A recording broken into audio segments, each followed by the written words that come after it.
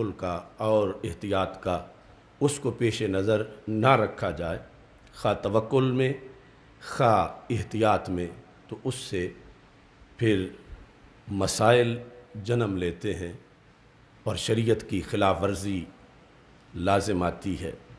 قرآن مجید برہان رشید میں رب ذوالجلال نے فرمایا وَمَن يَتَّقِ اللَّهَ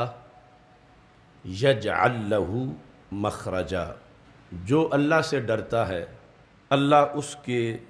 نکل جانے کی جگہ یعنی نجات کی راہ بنا دیتا ہے، اسے کوئی گھیر نہیں سکتا۔ وَمَن يَتَّقِ اللَّهَ يَجْعَل لَّهُ مَخْرَجًا، مخرج جس طرح مین روڈ سے جو سڑک نکلتی ہے سعودی عرب یا عرب ممالک میں تو اس پر مخرج کا لکھا ہوتا ہے کہ نکلنے کی جگہ۔ وَمَن يَتَّقِ اللَّهَ، جو بھی اللہ سے ڈرتا ہے، یعنی ڈرنے میں سب سے پہلے اللہ پر ایمان رکھتا ہے اور پھر اس کے بعد اس کا اللہ تعالیٰ پر بھروسہ ہے، يَجْعَل لَّهُ مَخْرَجًا، اللہ اس کے لیے مخرج بنا دیتا ہے، ہزار محاصرے ہوں وہ پھر بھی نکل جاتا ہے، اللہ اس کے لیے مخرج بنا دیتا ہے۔ وَيَرْزُقْهُ مِنْ حَيْثُ لَا يَحْتَسِبُ، اور اللہ اس کو وہاں سے روزی دیتا ہے جہاں سے روزی کا اس نے کبھی خیال بھی نہیں کیا تھا، یعنی کبھی ساری عمر میں 40-25 سال میں بھی نہیں سوچا تھا کہ یہاں سے رب مجھے روزی دے گا، رزق دے گا، تو اللہ اسے وہاں سے رزق دے دیتا ہے بشرطے کہ وہ تقوی اختیار کیے ہوئے ہو۔ اسی کے ساتھ فرما وَمَن يَتَوَکَّلْ عَلَى اللَّهِ فَهُوَ حَسْبُهُ، جو اللہ پر بھروسہ کرتا ہے پس اللہ اس کے لیے کافی ہے۔ جس طرح اللہ تعالیٰ کی یعنی حدیث قدسی میں اللہ کا فرمان ہے انا عند ظن عبدی بی، میرے بارے میں میرے بندے کا جو گمان ہے میں ویسا ہی اس کے ساتھ سلوک کرتا ہوں، اگر وہ مجھے دور سمجھتا ہے تو میری رحمت اس سے دور رہتی ہے، اگر وہ مجھے اپنے قریب سمجھتا ہے تو میری رحمت اس کو ہمیشہ سہارا دیتی ہے۔ وَمَن يَتَوَکَّلْ عَلَى اللَّهِ فَهُوَ حَسْبُهُ، جو اللہ پر توکل کرتا ہے اللہ اس کے لیے کافی ہے۔ توکل کس حد تک، کتنا، کوئی فائدہ لینے کے لیے یا کسی نقصان سے بچنے کے لیے؟ یعنی ایک یہ ہے کہ کوئی بندہ مثال کے طور پر فصل کاشت کرتا ہی نہیں اور کہے میں بڑا متوکل ہوں، میری گندم تو 40-50 بوری ہو ہی جانی ہے چونکہ میں نے اللہ پر توکل کر رکھا ہے،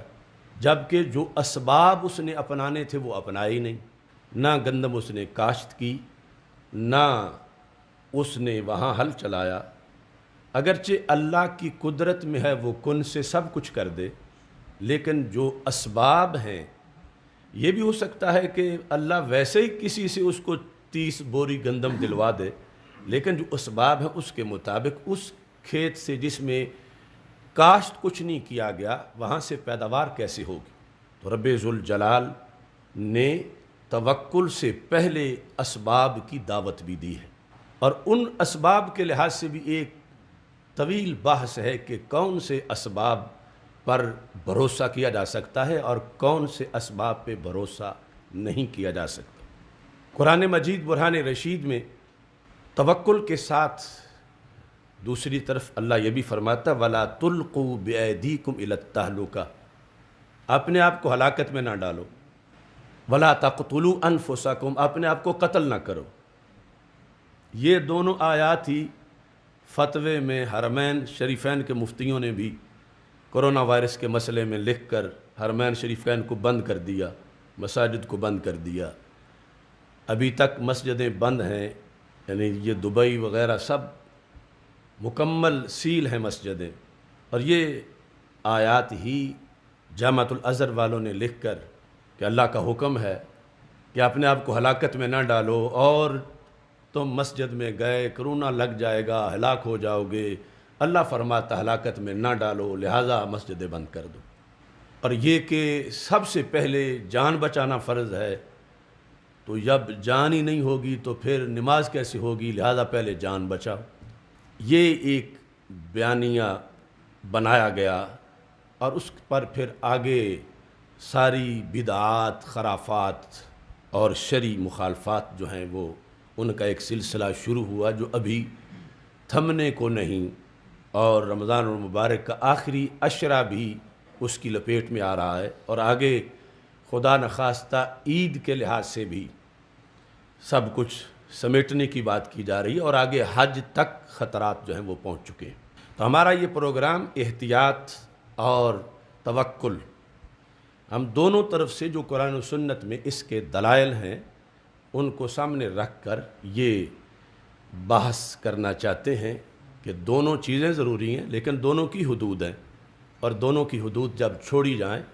تو پھر قرآن و سنت کی خلاف ورزی لازم آتی ہے۔ یعنی نتیجتاً یہ ہے کہ یہ جو فتویٰ دیا گیا سراسر غلط ہے، لا تقتلوا انفسکم والی آیت یہاں نہیں فٹ ہوتی، اور نہ ہی ولا تلقوا بایدیکم الی التہلکہ آیت پڑھ کے مسجدیں بند کی جا سکتی ہیں، اور نہ ہی جمعہ بند ہو سکتا ہے، نہ ہی تراویح، اور نہ ہی جو کچھ بند کیا گیا وہ ان آیات کو دلیل بنا کر بند کیا جا سکتا۔ اس سلسلہ میں بحث کے آغاز میں اسباب کو اختیار کرنا یہ توکل کے منافی نہیں، اسباب اختیار کیے جائیں، خواہ وہ اسباب فائدہ حاصل کرنے کے لیے ہوں، خواہ نقصان سے بچنے کے لیے ہوں، اتنا بھروسہ اسباب پر جائز ہے، اور شرعی طور پر ان کو اختیار کرنا چاہیے۔ نبی اکرم نور مجسم شفیع معظم صلی اللہ علیہ وسلم سے حضرت انس بن مالک رضی اللہ تعالی عنہ روایت کرتے ہیں کہ ہمارے آقا صلی اللہ علیہ وسلم نے ارشاد فرمایا، ایک شخص نے سوال کیا، قال رجل یا رسول اللہ صلی اللہ علیہ وسلم اعقلها واتوکل او اطلقها واتوکل۔ جامع ترمذی میں یہ حدیث شریف موجود ہے۔ صحابی نے کہا جب توکل کا سبق سرکار دو عالم صلی اللہ علیہ وسلم سے پڑھا تو کہا کہ میں اونٹنی کو باندھ کے پھر توکل کروں یا کھلی چھوڑ کے توکل کر لوں؟ اعقلو کہا، اعقلوہا کا مطلب یہ ہے کہ وہ رسی، وہ سنگلی جو اس کو بھاگنے سے روکتی ہے، ڈنگا اس کو ماروں، اس کو کسی قلعے کے ساتھ باندھوں، باندھ کے تو پھر اللہ پر توکل کروں کہ اب یہ نہیں جائے گی، یا باندھے بغیر ہی میں توکل کروں؟ تو نبی اکرم صلی اللہ علیہ وسلم نے فرمایا عاقلھا وتوکل، پہلے اسے باندھو اور پھر توکل کرو۔ عاقلھا وتوکل یعنی اس کے اندر امر کے صیغے میں پڑھیں گے، باب افعال نہیں بلکہ مجرد اعقلھا وتوکل، اسے باندھو، ڈنگا مارو یا جیسے بھی، اور پھر ساتھ توکل کرو۔ اب کائنات کے سب سے بڑے متوکل سید المرسلین حضرت محمد مصطفیٰ صلی اللہ علیہ وسلم ہیں، اور آپ صرف نگاہ فرما دیں یا کسی امتی کو یہ فرما دیں کہ تیری اونٹنی کہیں نہیں جائے گی تو وہ کہیں نہیں جا سکتی، بلکہ نسل در نسل آج تک بھی اس شخص کی اولاد کی اونٹنی بھی کہیں نہیں جا سکتی تھی اگر سرکار فرماتے۔ لیکن یہ ایک طریقہ رائج کرنا تھا امت کا۔ توکل کا یہ مطلب ہے کہ خنجر تیز رکھ اپنا، پھر انجام اس کی تیزی کا مقدر کے حوالے کر۔ تو پہلے باندھو اور اس کے بعد توکل کرو، یعنی یہ جو امت کے اندر رائج دستور ہے اس کے لحاظ سے، یعنی اپنی چیزوں کو گھر میں رکھو، دروازہ لگاؤ، دروازے کو تالا لگاؤ، توکل کرو، اسباب کو اختیار کرو۔ نبی اکرم نور مجسم شفیع معظم صلی اللہ علیہ وسلم نے اس سلسلہ میں یعنی نقصان سے بچنے کے لحاظ سے، نقصان کے بچنے کے لحاظ سے توکل کا یہ سبب اختیار کرنے کا حکم دیا کہ باندھنا تمہیں نقصان سے بچا سکتا ہے، حالانکہ اگر رب کا حکم ہے کہ اس نے بھاگنا ہے تو رسی روک نہیں سکتی، لیکن عادی اسباب کے لحاظ سے تم اسے باندھو اور باندھ کے توکل کرو۔ دوسری طور پر یعنی دوسری طرف فائدہ کے حصول کے لحاظ سے نبی اکرم نور مجسم شفیع معظم صلی اللہ علیہ وسلم نے جو وضاحت کی، جو حضرت عبداللہ بن عباس رضی اللہ تعالی عنہ اس کو موقوفاً بیان کرتے ہیں کہ یمن کے لوگ جب حج پہ آتے تھے، یحجون ولا یتزودون، حج پہ آتے تھے اور وہ زاد راہ ساتھ نہیں لاتے تھے، کہتے تھے ہم متوکل لوگ ہیں، اللہ کے مہمان ہیں، رب نے کھلائی دینا ہے، تو ہم کیوں یعنی اب تو ہوٹل وغیرہ یا اس وقت تو یہ اسباب بھی نہیں تھے، تو وہ نہ پیسے ساتھ لاتے تھے نہ کھانے پینے کی چیزیں ساتھ لاتے تھے، اور کہتے تھے یہ جو ساتھ لاتے ہیں ان کا تو توکل پورا نہیں، ہمارا تو اللہ پر توکل ہے، جب ہم نکلے ہیں اللہ کے راستے میں حج کے لیے نکلے ہیں تو اللہ نے ہمیں دینا ہی ہے۔ تو نبی اکرم نور مجسم شفیع معظم صلی اللہ علیہ وسلم پر یہ آیت اتری، وَتَزَوَّدُوا فَإِنَّ خَيْرَ الزَّادِ التَّقْوَىٰ، وَتَزَوَّدُوا کہ تم یہ جو راشن ہے، زاد راہ ہے، یہ گھر سے لے کے چلا کرو، یعنی یہ توکل نہیں کہ تم اس حد تک آ جاؤ کہ پھر آگے آ کے مانگنا شروع کر دو۔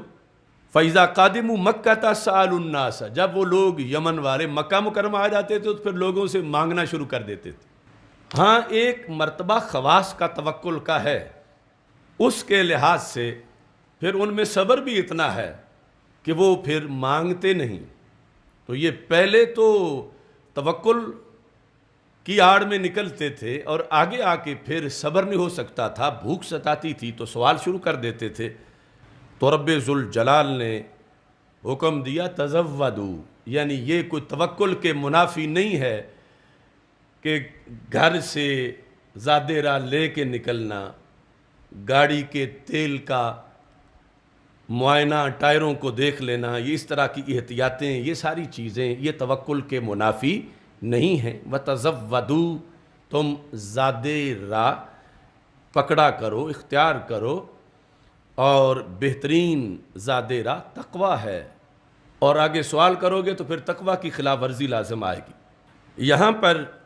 ضمناً جو خواص کا تقویٰ ہے وہ اس وقت ہمارے موضوع سے علیحدہ ایک بحث ہے۔ جب حضرت ابراہیم علیہ السلام آپ کو نار نمرود میں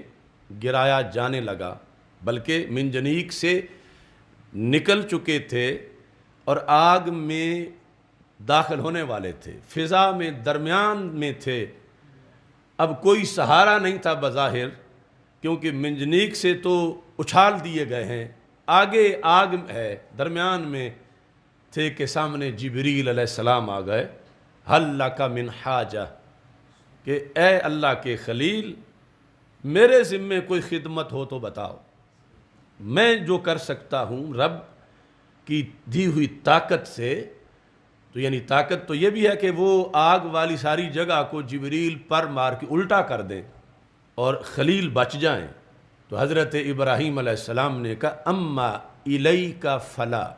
تم کون ہوتے ہو میری حاجت پوری کرنے والے؟ یہ مطلب بنتا ہے کہ جہاں تک تمہارا تعلق ہے تم میری کوئی حاجت نہیں پوری کر سکتے، حالانکہ ان سے مدد لے لینا جائز تھا، چونکہ یفعلون ما یؤمرون، فرشتوں کی شان یہ بیان کی گئی جو رب کا حکم ہو وہی کام کرتے ہیں،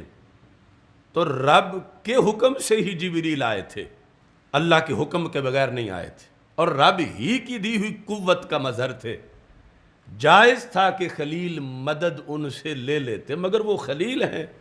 اور وہ یہ سمجھتے ہیں کہ یہ جبریل کون ہوتے ہیں درمیان میں، میرا اور اللہ کا معاملہ ہے، اما الیک فلا،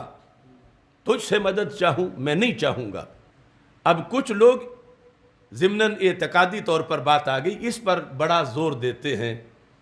جو وہابیزم والے ہیں، دیکھو کہ اللہ کے خلیل جو ہیں انہوں نے تو غیر اللہ سے مدد نہیں مانگی اور تم غیر اللہ سے مدد مانگتے ہو، تو خلیل نے تو اس سے اگلا کام بھی نہیں کیا، تو ہر ایک مقام خلیل پر تو نہیں ہے، ان کا مقام اپنا تھا، کیونکہ جب جبریل نے کہا کہ چلو مجھ سے